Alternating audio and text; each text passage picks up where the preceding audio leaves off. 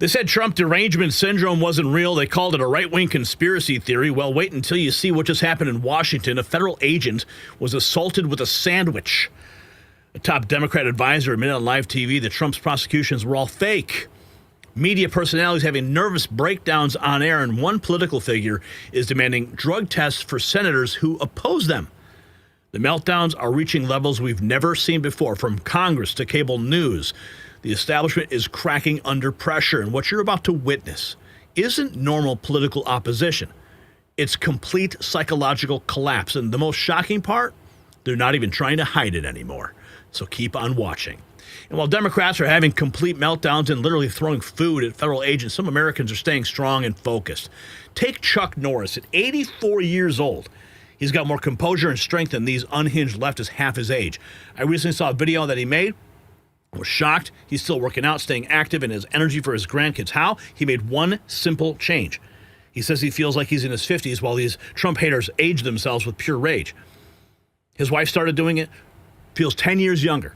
Chuck made a special video explaining his secret to staying strong while others fall apart. You can watch it at chuckdefense.com/next or click the link below. You will not believe how simple it is. And we thank Chuck Norris for sponsoring this report.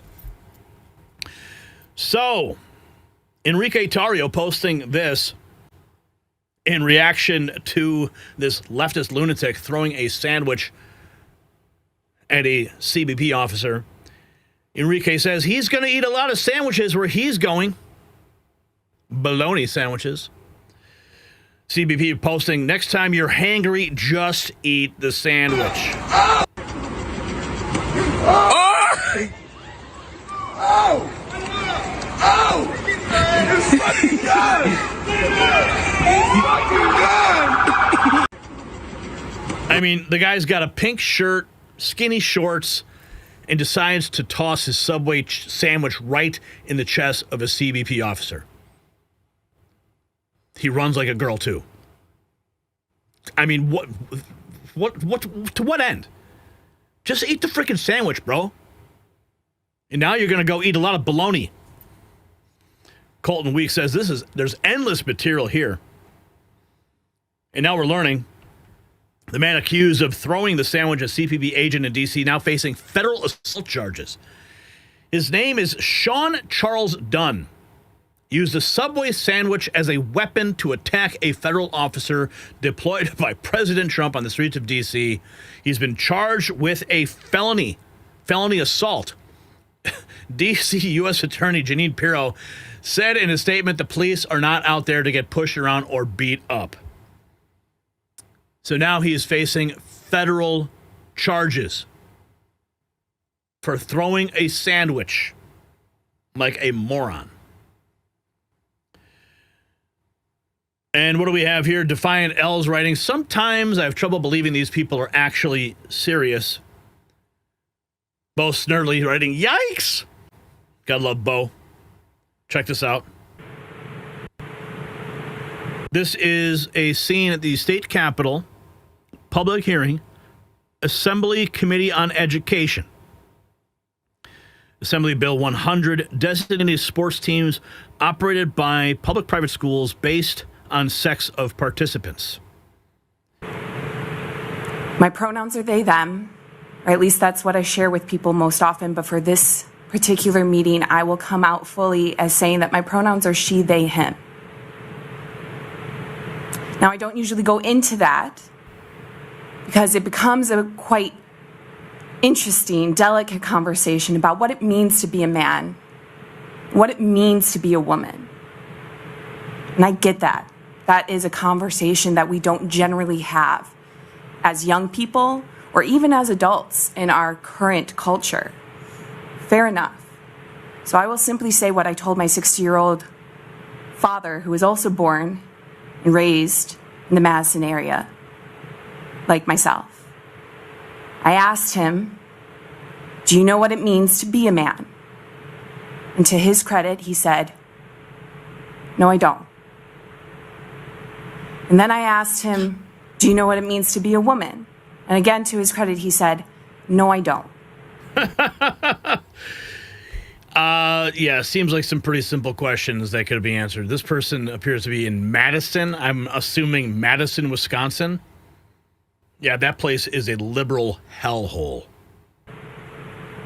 And then I looked at him and I said, yeah, that's pretty much it. That's where I land. I land at an understanding that my womanhood, as I was assigned at birth, does not come from my ability to produce children or to behave in a feminine way. And my manhood does not come in the form of my genitalia, for that can be lost too. Okay, I'm not going to give that person any more airtime. Let's give somebody who cares airtime. President Trump taking down Pocahontas Elizabeth Warren in the Oval Office just a few hours ago. Get into certain, it's so vicious what they do. Elizabeth Warren said she was an Indian. We call her Pocahontas. She's a liar. She lied her whole career. Based on the fact that she was an Indian, she was able to get into certain colleges, get certain jobs, get into certain universities to work there. She's a liar and a mean person. She's a nut job. I watched her the other night. She's all hopped up endorsing a communist in New York City. And she was all excited and jumping up and down. She's got to take a drug test. She really does. She's got to take a drug test. There's no way somebody can act that way and be normal. What she's done to our financial institutions, he destroys people. Do you know that you had a lot of great banks in the Midwest and banks that loaned to farmers and others, and they went out of business? She put them out of business. Stone cold mean.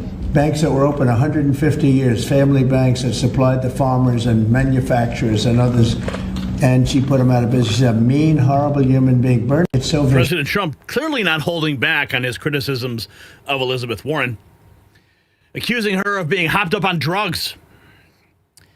Attorney General Pam Bondi, who is now the acting head of Washington, D.C., had this to say: if you touch any law enforcement officer, we will come after you. I just learned that this defendant worked at the Department of Justice no longer. Not only is he fired, he has been charged with a felony. Oh, so this guy, pink shirt guy, pink shirt guy worked at the Department of Justice.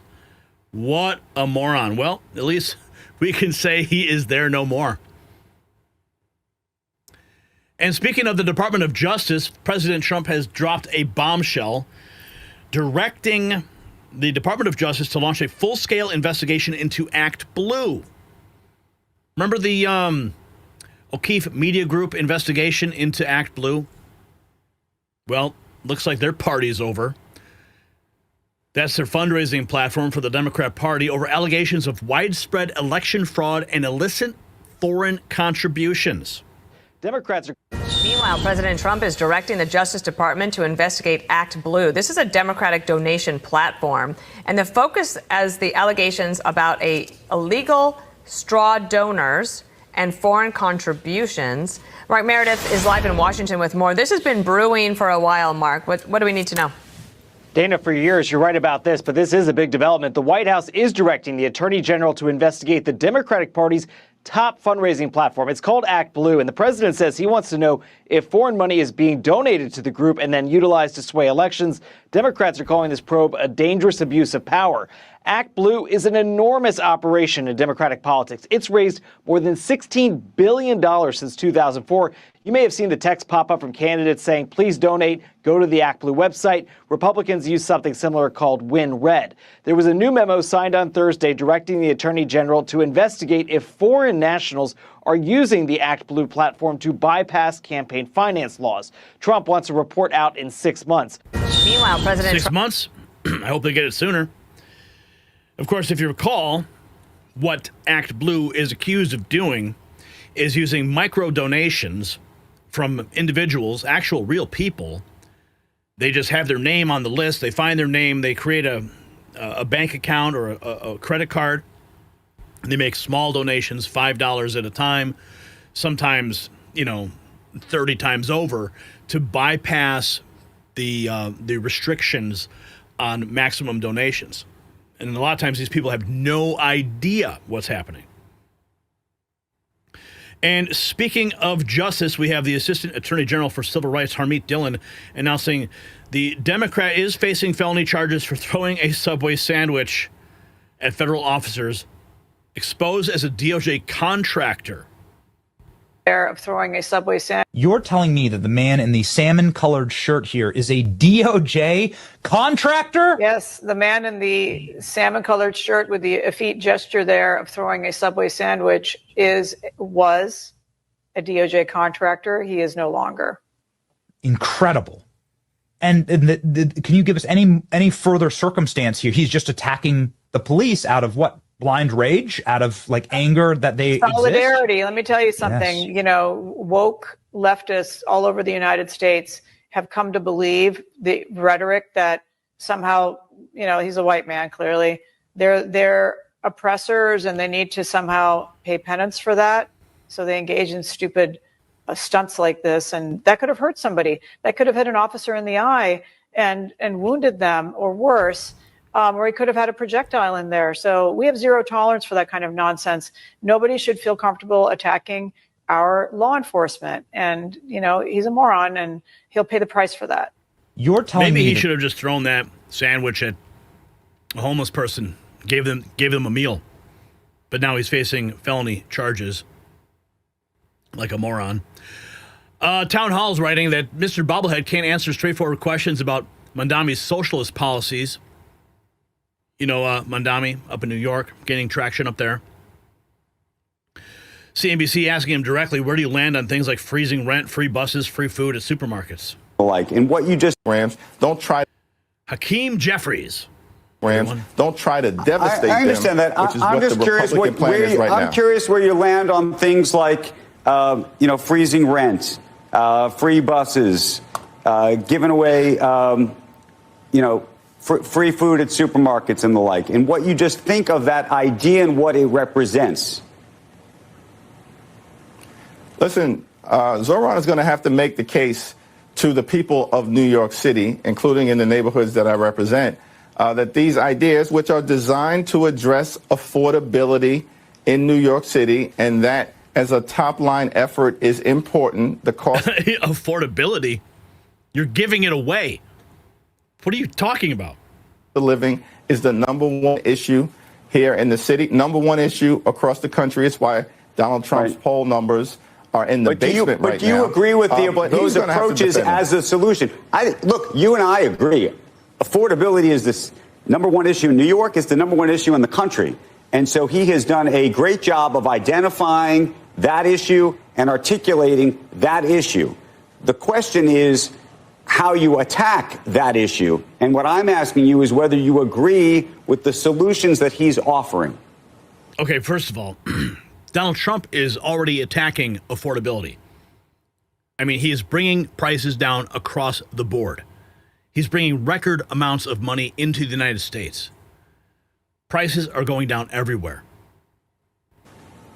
Here's what my solution would be, and I've said this directly to him, and will continue to say it to policymakers across the city, the state, and the country. We have a situation in New York City and across America where the demand for housing that is affordable greatly exceeds the supply. That's a problem. That imbalance is jamming people up, working class residents. The demand for housing. Yeah, maybe if you didn't let 20 million illegals in last year, we wouldn't be having a problem with people. Income residents, middle class residents in New York City. If you're Rams, don't try to. Yeah, whatever. Hakeem. Let's keep going. We got this guy. Oh, I love it. Let's go to Senator Kennedy. He's addressing Hakeem and Chuck Schumer. Or is the mainstream wing of the party is scared to death of the loon wing. They won't speak up, and they don't stand for anything anymore. All they stand for is whatever is against whatever President Trump stands for. That's why we find ourselves in the extraordinary position of mainstream Democrats have now come out firmly and passionately in favor of crime in Washington, D.C. Why? Because Trump is trying to do something about it. Chucky Schumer, Hakeem Jeffries, they're, quote, minority leaders in name only. They'll never stand up to that wing, will they? No, they could. And I don't mean any disrespect. I don't know Mr. Jeffries that well. I know Senator Schumer very well. So I say this with respect. Wait for it. Here it comes. Chuck and Hakeem need to go to Amazon, buy some testicles, and stand up to the loon wing of their party. And until they're willing to do that, I haven't heard Senator Schumer say anything bad about Mondami. I mean, the guy's a socialist. He won't. He's they a won't. whack job. Yeah, but they're afraid of the whack job. Can you explain something to me? I didn't know that Amazon sold testicles, Senator. I appreciate you educating our audience about that. I had no idea they sold that. Sure. I guess anything's for sale these days. They're very cheap. You can buy anything on Amazon, Sean. Apparently, I'm learning a lot tonight. Okay, should we find out if Amazon sells testicles? Okay, we're going to actually do this right now. We're going to go to Amazon and see Amazon, and we're going to look up and see already a customer, sign in. Okay, here we go. Logging in. Oh, no. All right. This is probably going to screw up my entire shopping experience. Testicles. Testicle. All right. And let's see what kind of testicles they sell. Supreme Nutrition sheep testicle, fake silicone hanging testicle, giant micro plush toy testicles, humorous gag gift ornament, acrylic testicle crusher. What?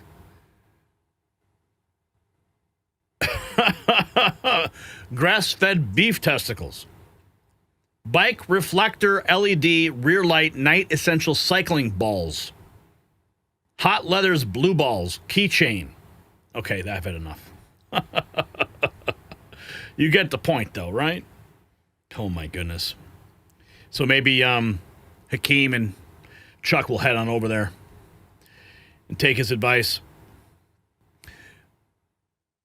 Here we have, I'm not even going to play this guy, but apparently a liberal man encouraging people to spit in Trump supporters' food. That's disgusting. And we have this fake news hack. Peter Baker, New York Times, a wannabe journalist suffering from severe Trump derangement syndrome, went on MSDNC to claim POTUS is making the U.S. like the kind of countries that Vladimir Putin would feel very comfortable in. Really? The regimes in places like Russia rewrite history in order to suit their current political needs. Now, look, there has been this cyclical fight in the United States about how to define American history. Certainly, there are people out there, particularly people who support the president, who think that the revisions to American history to bring to light things that were less savory about our past, including the things that Gene's just talking about, had gone so far that we've lost sight of the things that make America special. And there is this push and pull among scholars, among people who are serious about this. But when it's the president of the United States dictating what the history should be, that, of course, brings to mind a different kind of history, a history of the kinds of countries where politicians are deciding what people should know rather than, historians and experts. And if you put this together with a president who's now planning to personally host the Kennedy Center honors, who's determining what kind of culture should be showcased himself personally, who's now sending American troops into the streets of Washington. All of these things together, hearken to a lot of people to the kind of countries that Vladimir Putin would feel very comfortable in. Regimes. It seems like the typical talking point from a rabid leftist liberal on that platform.